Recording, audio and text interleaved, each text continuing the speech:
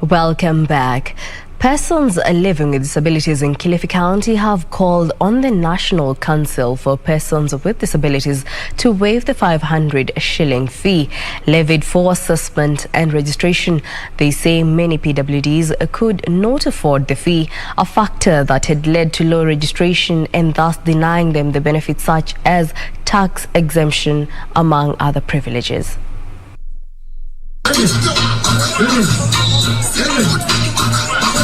Speaking during celebrations to mark this year's World Disability Day, persons living with disabilities in Kilifi called for the waiver of the 500 shillings charged for assessment and registration. They said that many were unable to afford the fee, a situation that has seen many miss out on privileges such as tax exemption.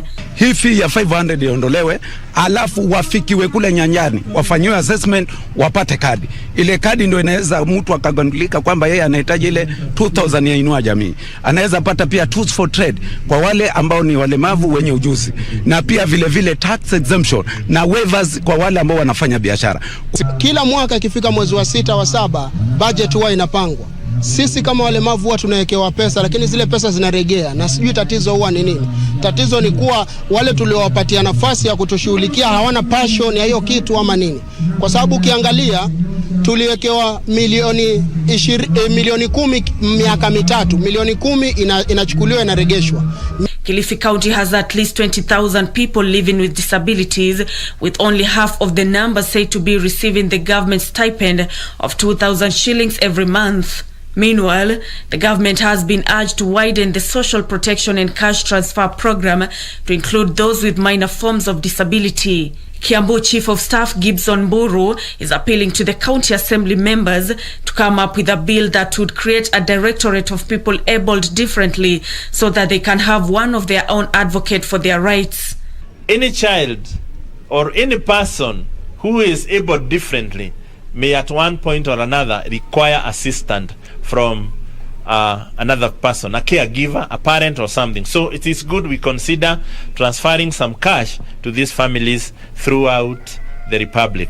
Kuna watu ambao wanataka kuanzisha biashara na saa nyingine huwa wanasubuka wakiebwede kwa Ministry of Finance, tungeomba ikuwe devolved kwa sub counties ndio watu wetu waweze wakitaka kuanzisha biashara ikuwe rahisi kwao na hiyo mabarua inakuwa rahisi kuzipata. Finally, parents have been urged not to hide their children who may be suffering from one disability or another. Lucinda Ritu, a teacher in Yatta Sub-County, Machakos County, who has been at the forefront in promoting the rights of children living with disability in the region, says this will go a long way in reducing stigma. I get so concerned about children that I find on the streets. And sometimes you find even some have grown up along those streets, always begging, and people are using them this way. And we wouldn't want our children to end up there. Nilikuja nikapata accident kwa kushika stima. Hapo ndipo nilikuja nikapelekwa hosi, nikatibiwa, nikapona. Mamangu ndipo alikuja akanileta kwa shule.